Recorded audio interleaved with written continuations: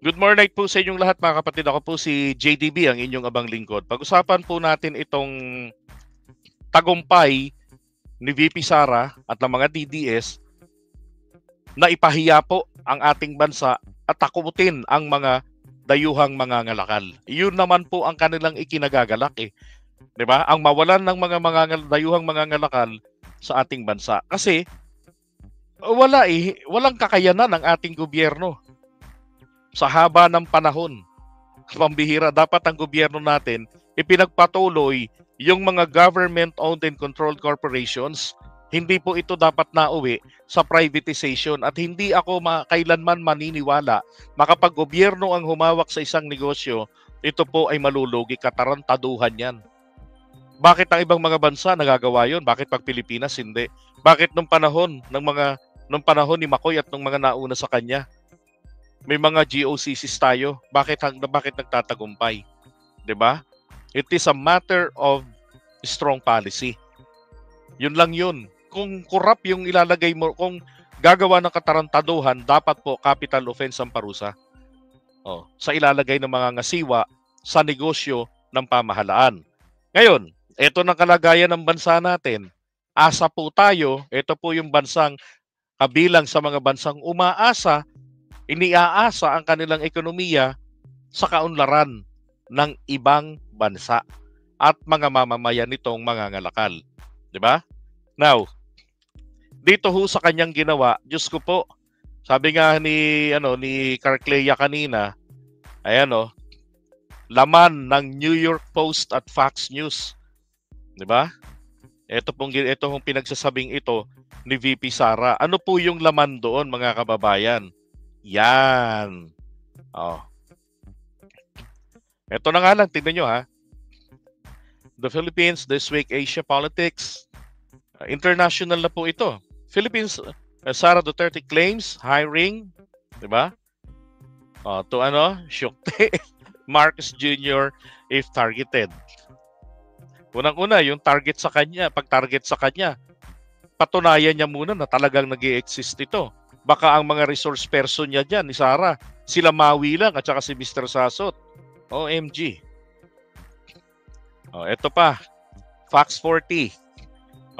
The Philippine President publicly threatens to have the President gets from Associated Press.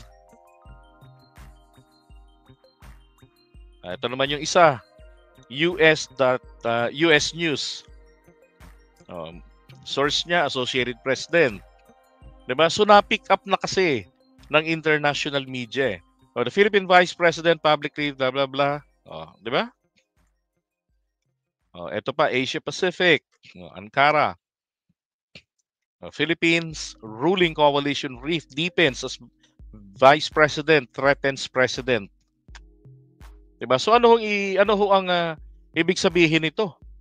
Diba? Meron tayong, ito yung Fox News. Meron tayong presidenteng siraulo, Vice President na siraulo. At ang survey pa ng mga Pilipino, siya pa ang susunod na Pangulo ng bansa sa 2028. Sa tingin niyo po kaya,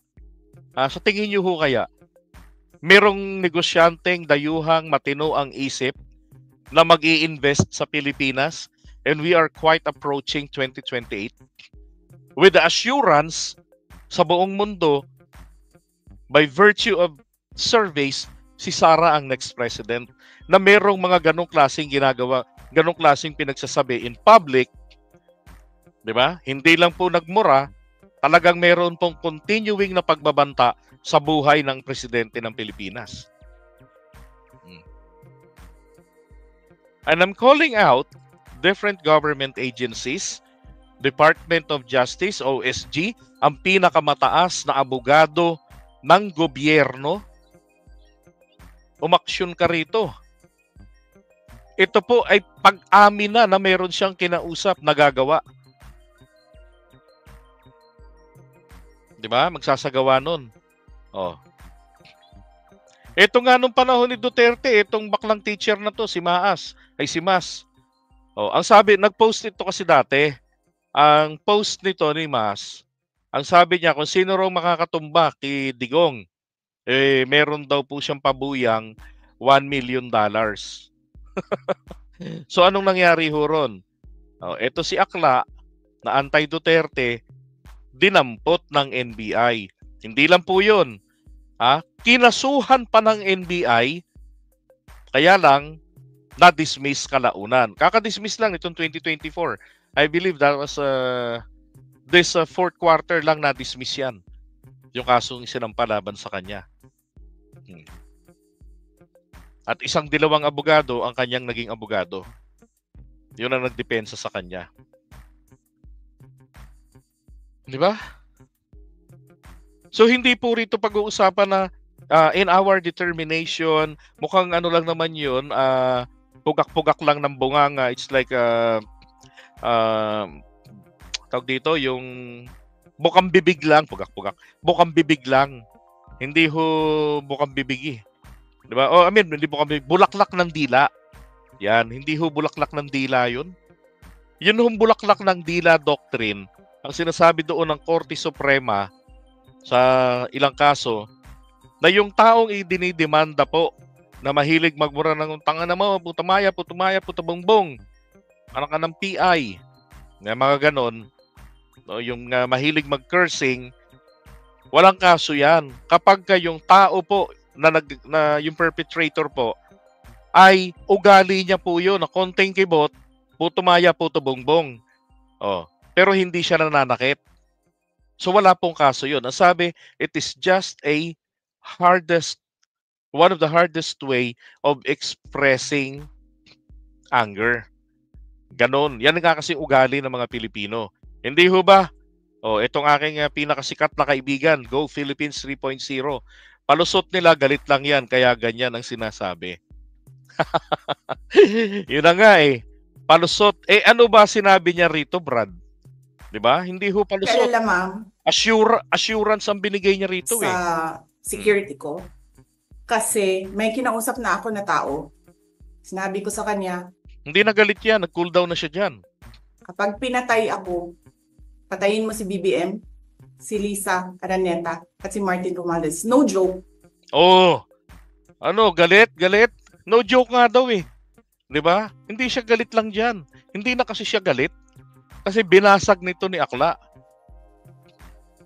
No joke. Inulit pa. Nagbilin na ako, ma'am.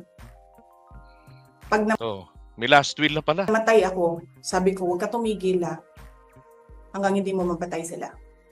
Di ba? Ba't hindi uma-action ng DOJ? Takot eh. Takot. Di ba? Sinasabotahe niya. Katulad na lang yung sa ICC. Kakasuhan si Diggs. Anong ikakaso ng DOJ kay Diggs? Sige nga ho. Di ba? Kung yung, kasi nga sabi nga ni Duterte, guilt is personal. Etong mga kaanak, kung ayaw rito magsampa ng kaso, ano kakaso ng DOJ?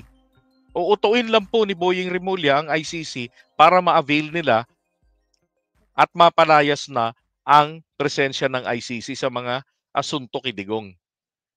Tapos ibang usapan na yan, yung ititenga ng habang buhay si Digong, ititenga yung mga kaso sa kanya. Kawawa na naman po ang mga Pilipinong biktima, yung mga kaanak. Sabi nga, justice delay is justice denied. Ganun po yun. Di ba? So, hindi po ito galit lang.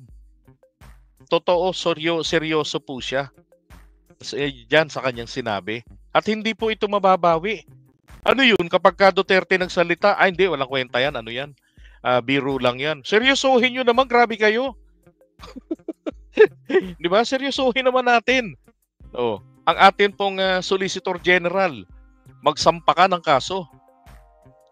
Hindi man ito ma-impeach dito, pero hindi ho maganda yung kanyang layunin, yung kanyang sinasabi. Isang malaki ho itong malaking issue ito para sa bayan. Tignan po na lang natin ang epekto nito. Sino nga kaya ang investor na papasok dito na mayroong political rift sa pagitan po ng dalawang magkaalyado? Ang pinag-uusapan, di ba? Bangag-bangag-bangag. 'Di ba? Ganun nila sinisira po. Hindi lang po si PBBM ang sinisira nila. Imahe pa ho ng bansa natin. Ganito yung galawan ni Ninoy Aquino nung araw eh. Pagkatapos na maipuslit nila, ipapuslitin ni Imelda at ni McCoy, kasi nga 'di ba dapat si Ninoy Aquino noon tiro de muerte ang hatol diyan ng court martial dahil sa kataksilan sa bayan. Oh, anong ginawa nila? Ito rin problema kay McCoy, matanda eh. Sobra bait eh. Binuhay eh. 'Di ba? Pinag-abroad, nagpa-bypass o bypass surgery, hindi bypass bypass surgery. Tapos nung nabuhay, nako, nilibot ang Europe at ang Amerika, pati yata Africa, para siraan ang gobyerno at si McCoy. Yan ang naririnig ko nung kinakatotoy talastas. Tapos ngayon ganito, pamilya Duterte. Parang may sumpa ang Marcos, ano? Tignan nyo ha. Meron siyang, yung matanda, may kalaban siyang pamilya Aquino. 'Di ba? Aquino. Hindi naman niya kalaban ng pamilya ko lahat eh. Hindi naman eh. May mga tropa nga siya ron eh. Pero sa Aquino, kalaban niyo to. Si Ninoy. Tapos, eto naman pong si PBBM, ang kalaban naman po niya, 'di ba? Duterte. Pansinin niyo ha, si Apo Lakay, kabrad niya, si Ninoy. Yung fraternity nila diyan sa UP. UP Upsilon yata yun, yung frat nila. 'Di ba? Tapos, tingnan niyo coincidence ha. If this is a coincidence. Si Apo Lakay, ang kanyang choice na maging presidente sa anak niya, si PBBM, di si Aimee. Tapos, at the time, ang papalit sa kanyang napipili niya ho ay si Ninoy Aquino. Na tinatawag naman siya noon na matandang aso, old dog, ang tawag ni Ninoy kay McCoy. Tapos, ito naman pong sa panahon ng Marcos Duterte, kaalyado rin nila, katropa rin nila, di ba? Sa pamamagitan naman ito ni Aimee Marcos. Saka Sara Duterte, Rodrigo Duterte. Pareho ang nangyayari. Parehong yung kanilang mga katropa gusto silang agawan ng pwesto. 'Di ba? Yun ang kapansin-pansin doon, that they're doing almost same shit to take both Marcoses out of power.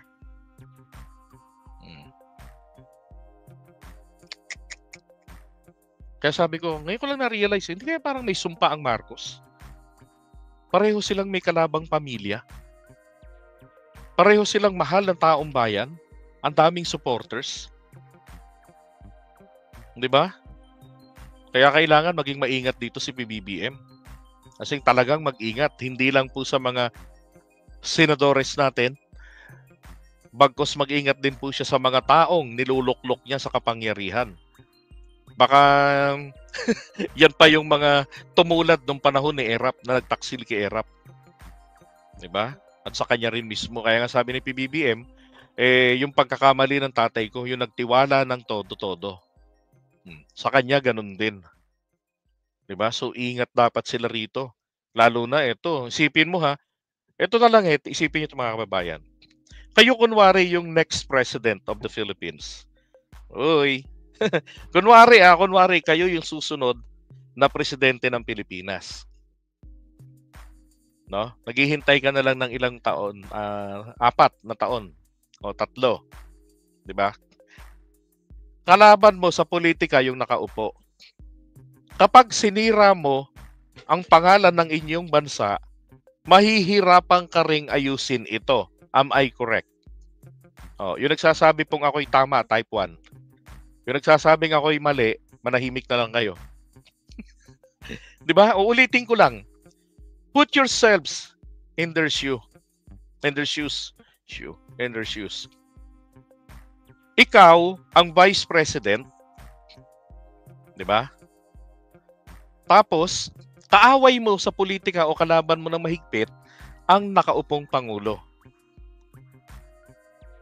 ikaw yung sabihin natin itinakdaan na ng mga mamamayan na susunod sa kanya.